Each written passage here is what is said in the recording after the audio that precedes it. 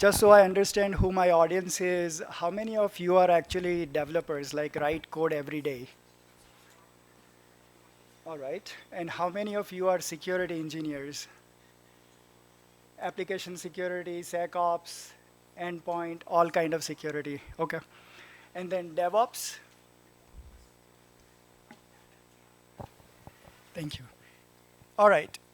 So I think thanks to Shiv, he set some stage for me because he talked about context engineering for infrastructure. And essentially, I'm going to zoom out and I'm going to talk about security context for entire SDLC. And just so we are all on the same page, SDLC here is software development lifecycle. These days, we have abbreviations for everything, so might as well clarify.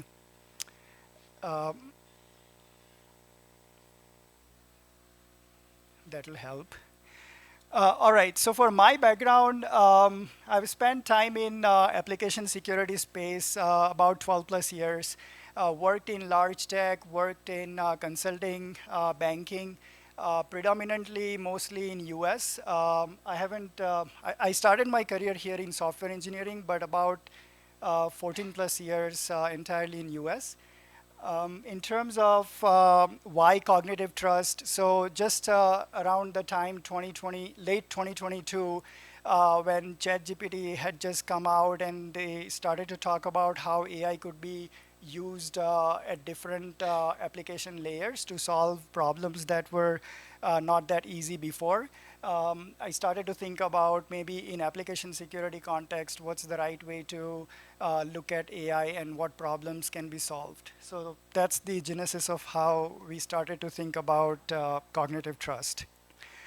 Okay, so when we say agentic SDLC, what do we mean, right? And again, I want to keep this as a conversation. I know we have come back from lunch and don't want to put you to sleep, but happy to take questions as we go. But really to set the stage, what is agentic SDLC and how is that different from current way of building code? So if you really think about it, and you can read the slide, so I'm not going to go through the slide as it is, but the one that I wanted to pick on is on the right side, if you look at code generated in real time. Historically, when development teams were working on building code, and especially those of you that have done this for 10 plus years, you know it was a team sport, right? There was a staff engineer, there was an architect, there was an AppSec engineer, there were often product people that were involved, and then obviously QA, etc. So it was kind of a team effort in terms of putting together the sprint, in terms of starting to think about what frameworks are we going to use, what code patterns are applicable, etc. But now with your Cursor or your Claude code, it does not need that help. Now, not to say that it does not consider all of these, but still, it's doing this in real time without having to go through that process. So when that happens, there is a chance in terms of the intent analysis, in terms of the planning that it performs, it does not go through that same rigor in terms of why this feature, why not other feature, why this framework and why not other framework. Obviously, it has its own rationale, but that's not same as somebody who's trained on your application, your business context for 6, 7, 8 years. So that's fundamentally the shift in terms of how AI coding and LLMs are thinking about generating code. The other major difference that I want to pick on is when you, and this, there is no other way to describe this, so pardon me if I'm going to overuse the word context here, but when you think about context, right, what context to use at what phase in your product development or your coding SDLC lifecycle, and in terms of who maintains that context, whether that context is actually updated, all these aspects will actually make that context contextual. Sorry again.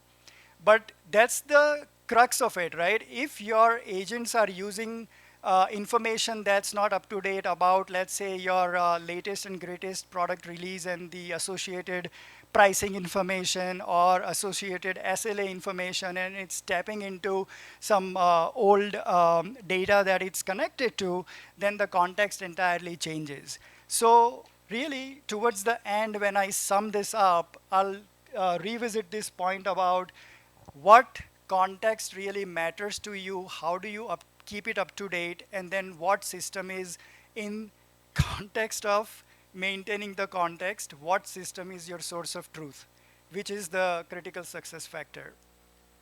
Okay, so what are the components of an agentic SDLC? What does it look like, right?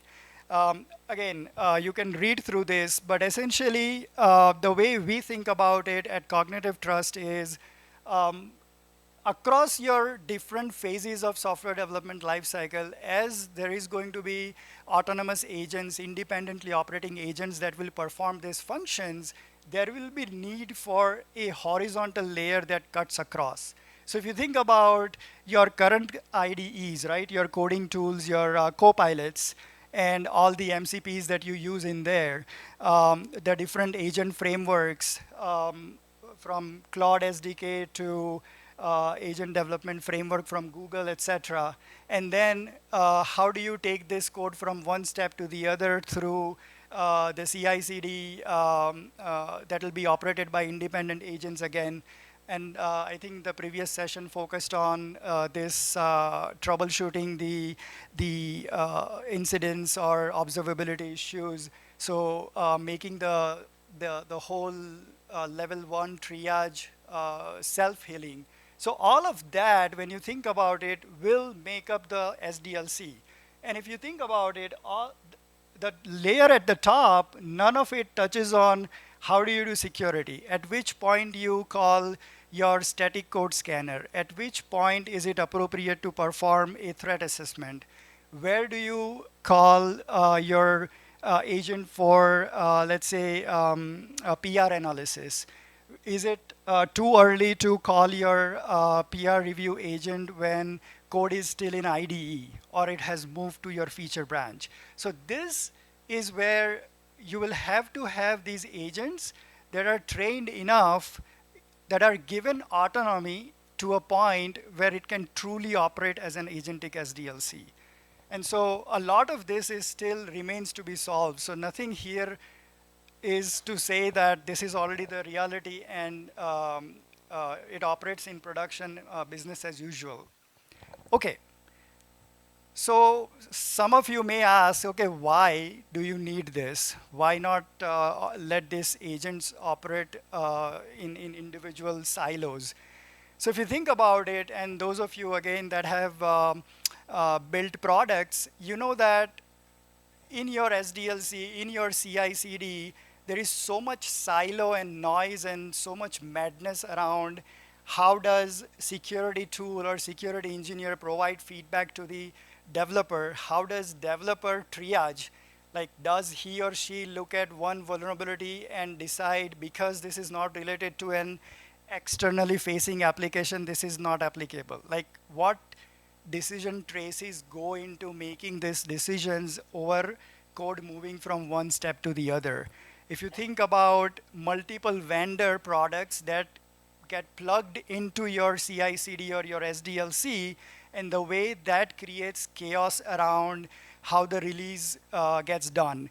And then at the end of the day, we haven't even talked about, in previous era, it was CSPs, your cloud service providers, where a lot of this infrastructure is running. And now you have to factor in the LLMs, right? The frontier models, your Claude or your OpenAI, etc. So, and the kind of intelligence that they bring into the SDLC in terms of how the code decisions are made, in terms of how the review takes place, the attributes that they look at, and how they interoperate with other agents. So all of that right now is very messy. And that's why it's not truly agentic SDLC yet. But that's kind of the premise as to why some of this needs to be, over a period of next 1 to 2 years, it'll converge or must be consolidated for us to reap the benefits from this whole AI revolution in context of SDLC. Okay, so we talked about the problem. Okay, so what is the kind of the solution looks like more so from security angle? Again, so if you think about it, security context as a control plane, really the philosophy here is as your coding agent performs intent analysis on a feature, it thinks about how to plan for building this feature. As your static code analysis agent or your PR review agent thinks about applicable threats or known vulnerabilities, do they all pass that knowledge or information or intelligence or context between them? Currently, they don't. For this to truly operate in a kind of a single system, a holistic joint system, it'll have to have a layer where all of this context is not only maintained but shared to certain extent between agents from different companies or sometimes even with LLMs, and then evolve into a process which will allow the true autonomy that these agents will need to perform this agentic SDLC functions. So let me pause here. I see a few faces that are like uh, not probably following or maybe have different thoughts or questions. Any questions that I can answer here so far? Or you just want me to wrap this up as soon as possible? Okay. So let's look at a couple of examples, right? And again, this is pretty well known out there, especially enterprise companies that care about tech debt, that look at security SLAs. They know that a lot of the AI-generated code has inherent weaknesses. And again, this is by design. LLMs are trained for largely publicly available code data. So by design, garbage in, garbage out, right? It only knows as good as what it has been trained on. So not to say that it's going to remain like this over a period of next 1 to 2 years. The hope is, and you can only already see this, right, in terms of Claude improving their code quality, in terms of codecs, building the entire backend system through LLMs, through agents. So eventually it's going to get better, but while it does, can it still serve the purpose of running the whole SDLC with the business context that is needed for your application or your product in a most cost efficient manner? Because if you look at announcement that Claude Code made, every single PR review is $20 each. Now, factor that with, I don't know, number of PRs that you do on a sprint basis. And if that's something you can afford, maybe you can ask your CFO. So I'll touch on very quickly two examples, and then I want to wrap it up. So in terms of very quickly, what we mean by context that runs through your entire SDLC is something as simple as, in this case, let's say your developer is building a feature called create a login endpoint that stores user sessions. Now those sessions will have some PII related to users, and there is this HIPAA compliance requirement for healthcare products in US where they have to do certain data protection and user data protection. Now, your LLM without that context will not necessarily care about that in the planning phase. So it's going to do its own thing. It'll generate the code, and now you have a pull request, if not scanned or appropriately triaged. Now you have code in production with a potential HIPAA violation. Again, this is very generalizing in terms of the type of security scenarios, but something very relevant. And now flip that to, if there was right context provided at the right time in the coding process, maybe your scanner or your static dynamic code scanning tool wouldn't even have to look at this as a potential vulnerability, because in the planning phase itself, this would have been addressed. All right, so I'm being asked to wrap up. So really, what's your takeaway, right? Especially folks that are thinking about getting your engineering teams ready and are working with your leadership to figure out, hey, if we were to do this, what should it look like? So again, my 2 cents, not to say that I'm a subject matter expert, but really it starts with how do you, for training the agents or the models that you are working on, how do you provide that context? What is that system going to look like? And then obviously it comes down to, because humans are still not out of the loop, right? So in terms of setting the right culture, right? Are you training your devs? Are you training your AppSec engineers to operate in this new paradigm that we all have to adapt? And then scope and scale. One of the reasons why you probably see these agentic experiments fail is oftentimes they do not go to the last mile. So just again, 2 cents. Try to scale it in a manner where it's end to end. It's not just taking care of parts of the process. And then you will truly see the impact, business value that otherwise it should generate. Thank you. I don't know if I have time for questions.